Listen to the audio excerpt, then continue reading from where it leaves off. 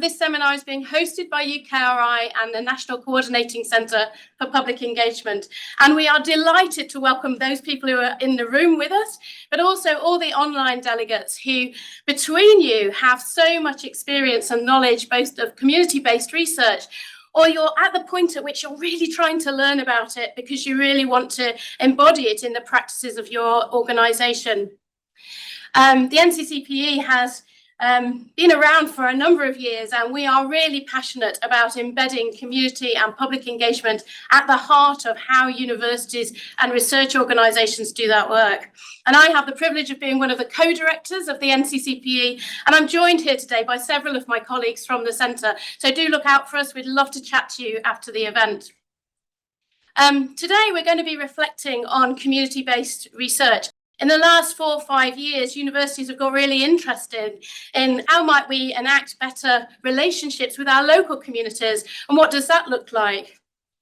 But also there's been a huge tradition of community-based research for many, many years within the UK, within various academic disciplines. And over the last 10 years, that's really come centre stage as we've all got quite interested in, well, what's the point of research and how does it interact with society? And if and how does it make a difference in society? And more importantly, how does society and communities inform and change the research and knowledge that we build together? And so who better to explore those questions than Rajesh Tandon? And he has been an amazing friend and advocate for the NCCPE over the many years I've known him. When I first met him, I knew very little about community-based research, and he opened my eyes to how community-based research has a global phenomenon and was really transforming societies across the world. 41 years ago, he set up Participatory Research in Asia, and for the last 41 years, they've been doing a huge amount of work to try and build communities who are really keen to transform society through the work that they do. With his co-chair, Bud Hall, who's based in Victoria, they are the UNESCO chairs of community-based research and social responsibility in higher education. And they've really used that platform, I think, to spread out the knowledge and understanding from different communities to inform what all of us do. He's coming over to England today because he's going to a wedding celebration for his family, but he's granted us some of his time to come and share some of his reflections on over 41 years of working in community-based research. Thank you, Sophie, and thank you all. Thank you, colleagues from UKRI, for co-hosting this. So my journey began, my first degree is in electronics engineering and an MBA, and I started teaching in the same Institute of Management, Calcutta, after MBA, when somebody said, if you want to be a teacher, you should do PhD. And off I was in US to do my PhD in management. And while I was trying to do a PhD in management, political emergency was declared in India. So that will give you an idea of my age, more or less. I decided that I would like to do field work in India. And in order to figure out a topic, I sort of, in the American system, you find your committee and then have a conversation. And then so I said, I want to apply my understanding of management theory to the delivery of rural development programs in India. And so off I went back and spent a year doing field work in southern Rajasthan. And why I say the beginnings, because at that time, where I was based,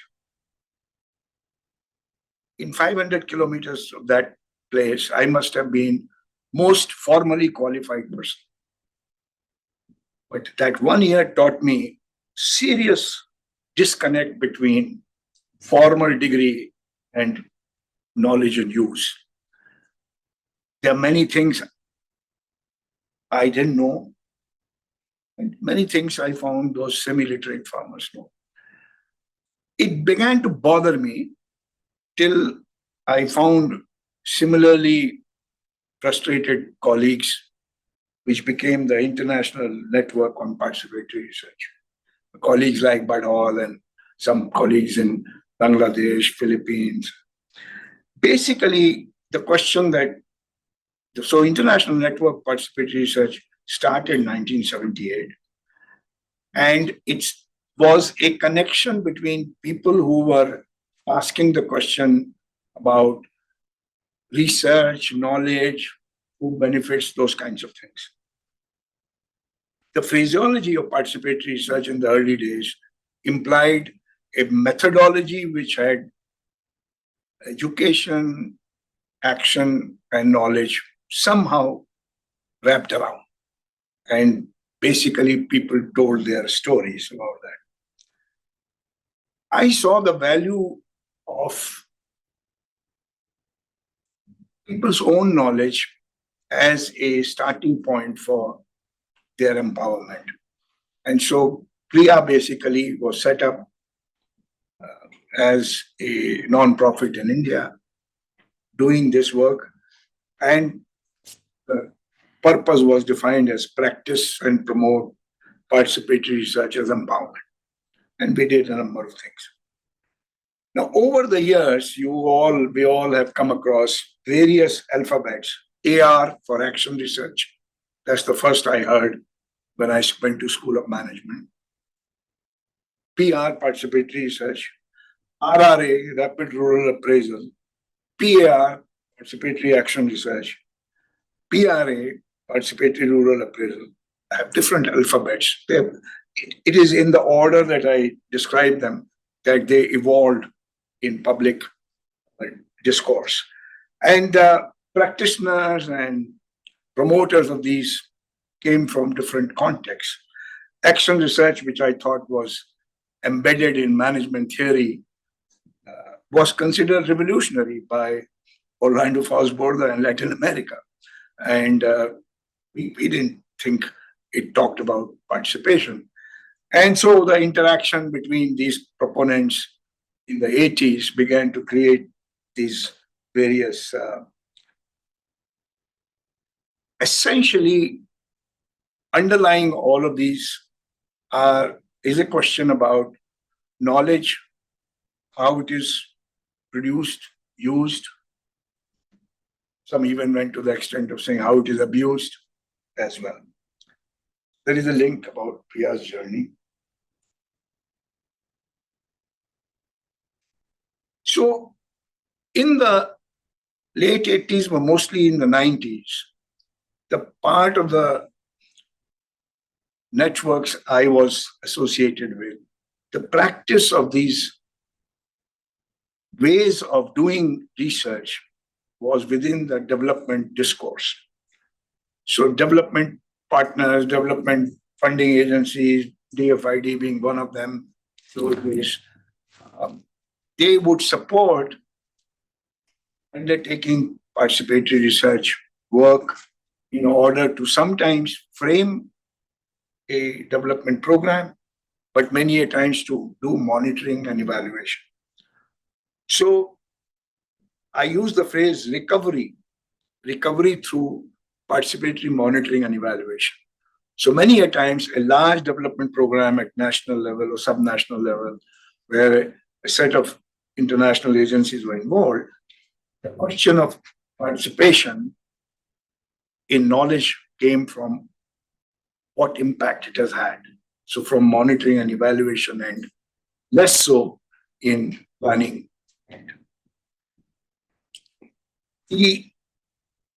So by early 90s, mid 90s, you all familiar with, we were all talking about issues of knowledge as source of power, knowledge for empowerment. And Priya's logo at that time was knowledge is power. The discussion beyond development associated academic research fields in other parts of academia began to happen when questions about monoculture of science and knowledge, more around the beginning of the 21st century. And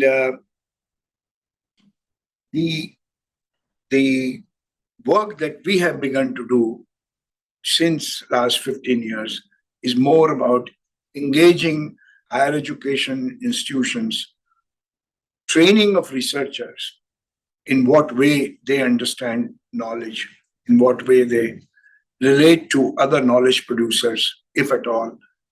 And so questioning the monocultures of science and knowledge is what has come to be the primary nature of our work in the last 10, 15 years, 15 years or so. So we recently, my co-chair, but all as Sophie mentioned, we recently in 2021 produced a book on knowledge democracy.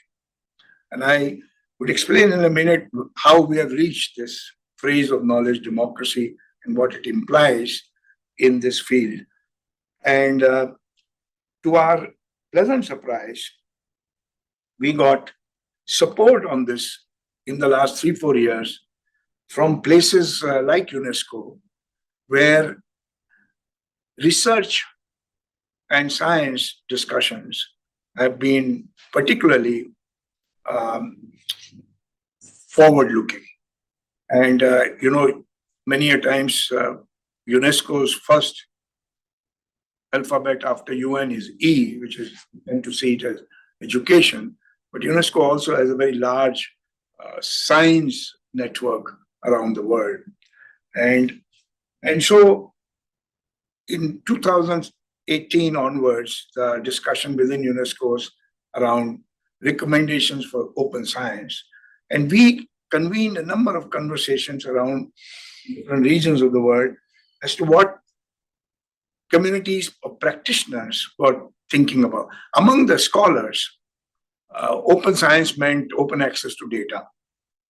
And particularly coming at the time of COVID, it meant, what is your sample and where is your data stored and what can we learn, open access. Then open access to publication, so that people can learn from that. But the conversation we facilitated and were part of was what is included here is called Open Science Beyond Open Access. And it included about a discussion on openness to other forms of knowledge, excluded knowledges which are not considered as science. So to our great pleasure, UNESCO recommendations on open science in 2021 actually included respect for, understanding from multiplicities of epistemologies and knowledge cultures. And in that UNESCO recommendation, which has been approved by all member states, hopefully US will also approve now that it has joined UNESCO again. And you will find in that the way open science is described, it has not just openness to knowledge, but also open dialogue with other knowledge systems and open engagement of societal actors. Traditionally, open scientific knowledge and open science infrastructures were considered as the end of open science discussion. These two dimensions, and this is UNESCO science community. We may have engaged with them, but it's not our product, their product, signed by all the member states, released in November 2021. So these two features of open science situate engagement with societal actors as much a part of as open sharing of knowledge, and then open dialogue with other knowledge. It acknowledges that there are other knowledge cultures. Many of them have been excluded, denied, invisibilized. Specifically talks about rural knowledge, talks about indigenous communities having their knowledge, and it goes on to talk at length about various movements which have come about, including citizen science, participatory research, and other ways of engagement that have opened up dialogue with other knowledge systems. The appeal of this is particularly relevant because it is coming from the science community. It is not coming from development fraternity, which was engaged in this kind of research with a view to solve development problems. But it is coming from the science fraternity, which is interested in new science, new discovery, new knowledge. So this part of the experience in the last 4 or 5 years, starting from 2018, has given us greater opportunity to have a conversation with people who are in the science councils, science establishments, national science and technology departments or ministries in various countries. The knowledge democracy framework that we have arrived at has several features, which many of you practice and find it in your own work. In recent years, we have begun to realize that community-based research is not just about academically trained researchers partnering with communities. It is also about acknowledging that knowledge production and knowledge utilization is happening independent of academically trained researchers. In fact, if it had not happened, we wouldn't have been living as a human race. So humanity precedes academia. And therefore, people who are producing knowledge and continue to produce knowledge for their everyday survival, well-being, solving problems, innovation, etc. So we have started to try to understand knowledge culture in different parts of society, in different ways.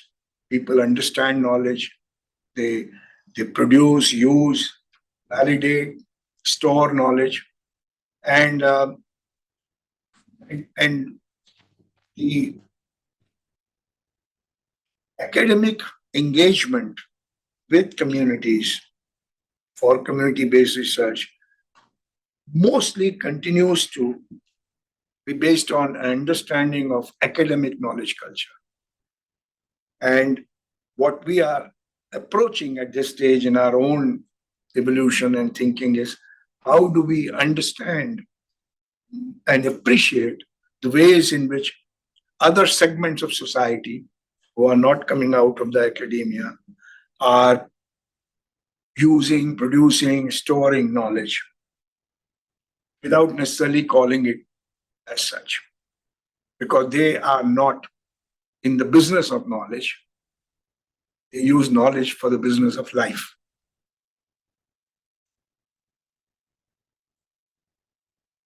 So some of the features of this that we have been exploring, a lot of people now have started using, as things gain visibility, they become more in fashion. So apparently all kinds of research proposals have participatory research written there or community-based research written there. So we don't necessarily have to convert a lab research into pretensions of participatory research. There are different ways of producing knowledge for different purposes. So what we are emphasizing is the place-based, contextual and actionable knowledge. That is where co-construction, starting from the research question itself, makes sense. The place-based is important because the context matters a great deal in not just the way the problem appears, but also the way people appreciate, understand, or address the problem. So this part then tends to separate universal knowledge, generalizable for all peoples in all parts of the world, for all times to come, separate that from place-based, contextual, and actionable knowledge. The second very significant part of it, which we are still trying to figure out, is that the modes of inquiry historically have been thinking. You think and you know. And we are discovering, when more you interact with the communities and all, is that, feeling is a source of knowing as well. And acting on a situation in a context produces knowledge. In fact, the origins of action research as a physiology come from Kurt Lewin's experiment during World War II, trying to train housewives how to eat healthy food without meat, which was not available in Germany in 1940s, early 40s. So, in addition to knowing, there are feeling and acting as legitimate modes of knowing.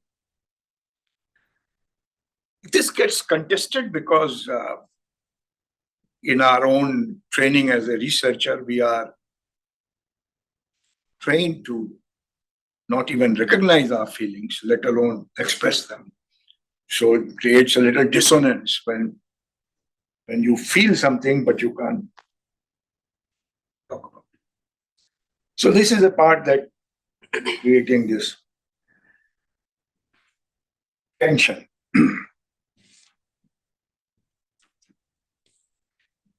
And a lot of vocabulary, a lot of practice on the ground talks about theorizing from lived experience. Great. But theorizing from lived experience requires appreciation and respect for local languages and local cultures. So the classics are, when we've all heard these stories, women are carrying kids on the back and going to get water from a well, and men are sitting under a tree and smoking or whatever. And it is used as a way of describing gender discrimination. And when you turn it around and look at the lens of those women, you may find it slightly different, because the theory is different, the concept is different, and to some extent, the standards are different. So language and culture is where knowledge is produced and expressed. And one of the exercises we do regularly when we have a group of people in a workshop or training program is ask them to list all the different words they know in their families and communities that describe knowledge.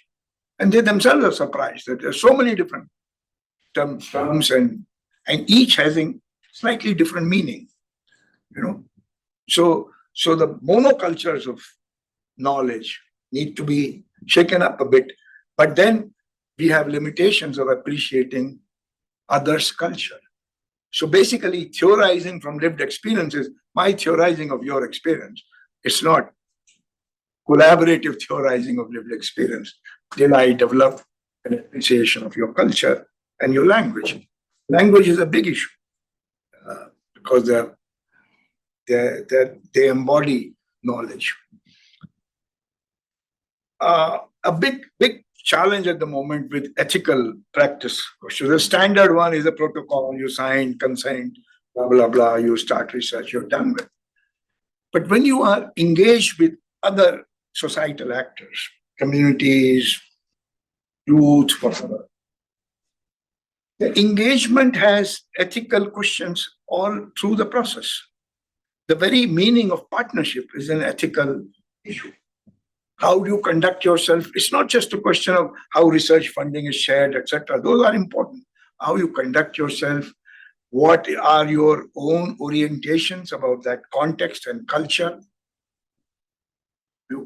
Have you refreshed your own appreciation and your own dogmas and your own worldviews, which are different from them? So ethical question continues throughout the process of knowledge production and dissemination, and requires an appreciation beyond the protocol. which you sign at the beginning. And many communities now, especially the very organized indigenous community, have their own ethical protocols.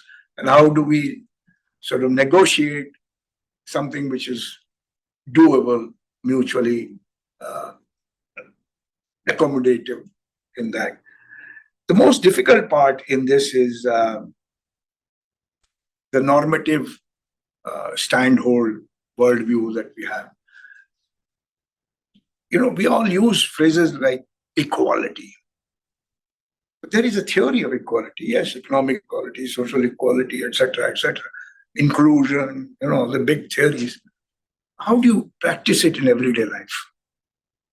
It's almost like feminism.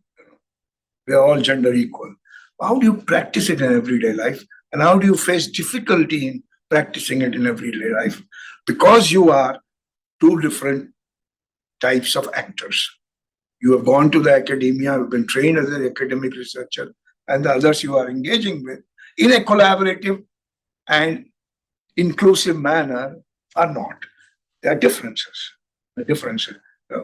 Typical is time,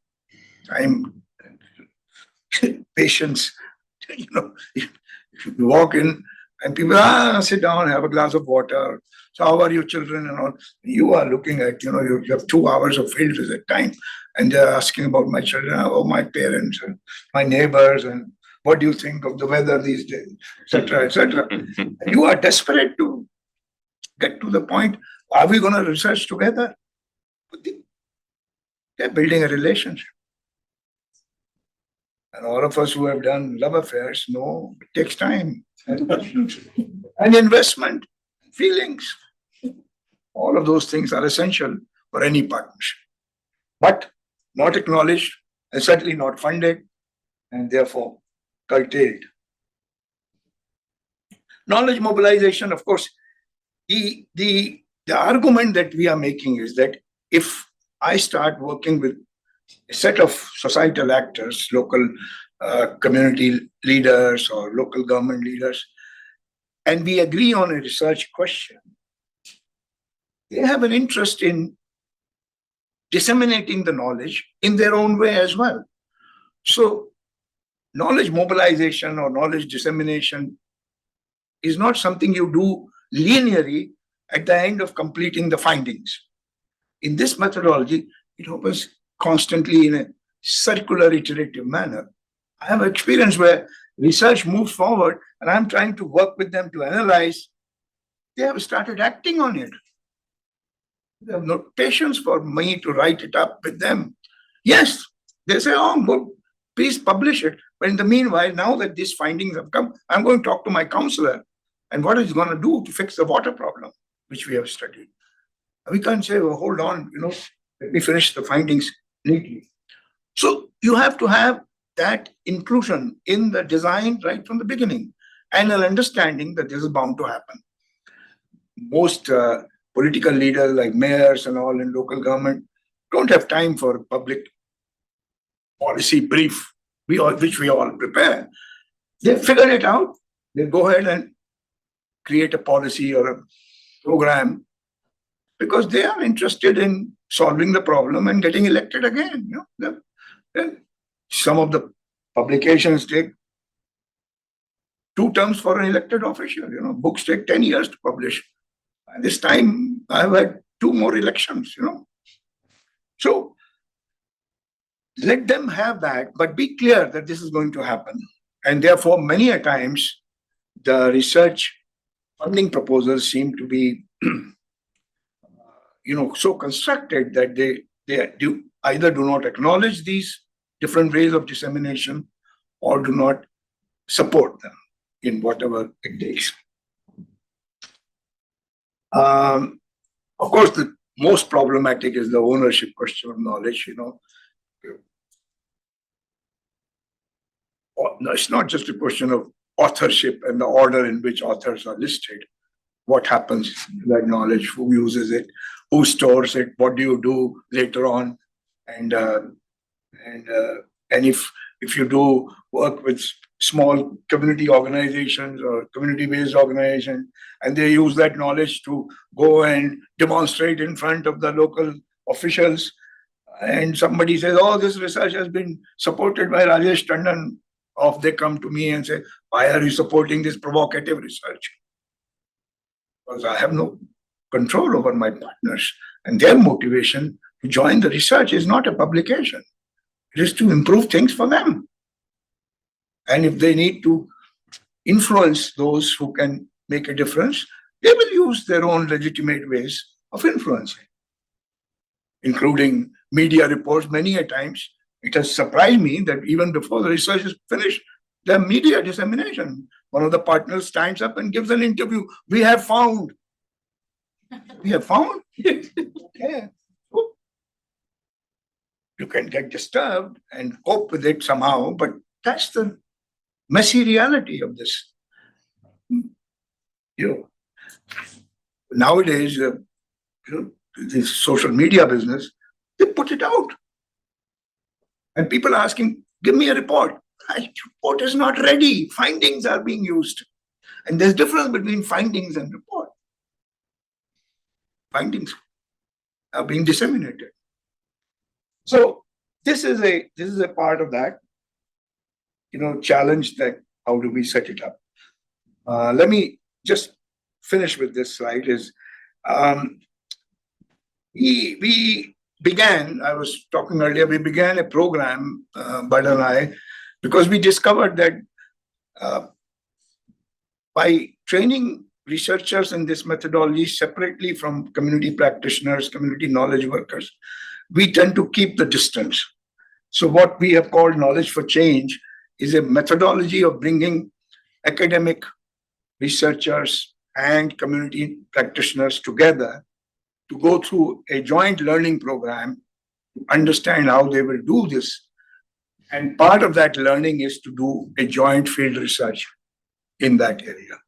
So all these concepts about partnership, trust, and non-linear, iterative, you experience and learn in the process. You just don't read the theory about it.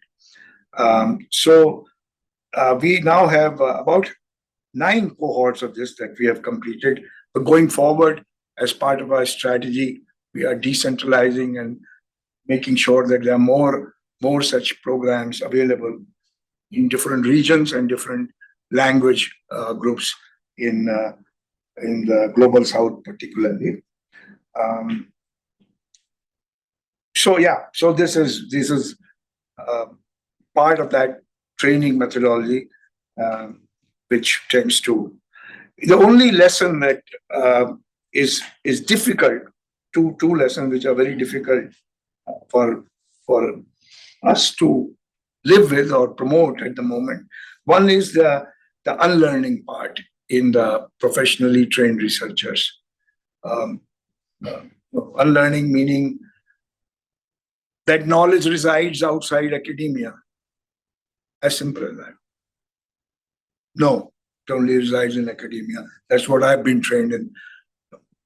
So if I use the phrase knowledge resides outside academia, first question for me as an academic would be, let me test its validity first. Who am I? Who am I? So this is the most difficult part in unlearning part of your academics research socialization, which also includes, therefore, the only way you unlearn is you listen and you trust and you don't compete but cooperate. And the thing which I hope UKRI and other funding agencies nationally and globally tend to move towards a way of building in diversity and flexibility. For partners who are non-academic in a research, improving the situation is the proof of the pudding. Knowledge is a means to that end. And if that end doesn't happen, maybe very fancy knowledge. So they are indicators of success or impact are slightly different. And therefore, research funding sometimes tends to come in the way because project ends, so that is not rooted. I know that many experiments are going on in UKRI, and I'm sure they are moving the frontiers, pushing the frontiers. But this is an area that both facilitating young researchers to appreciate knowledge resides outside academia and what it takes to work with that knowledge. That's number one. And two, research funding agencies creating systems and mechanisms by which such elements could be a part of the shared project. Otherwise, we will end up funding partners separately. And in order to fund it together, that provision has to be there. Let me stop here.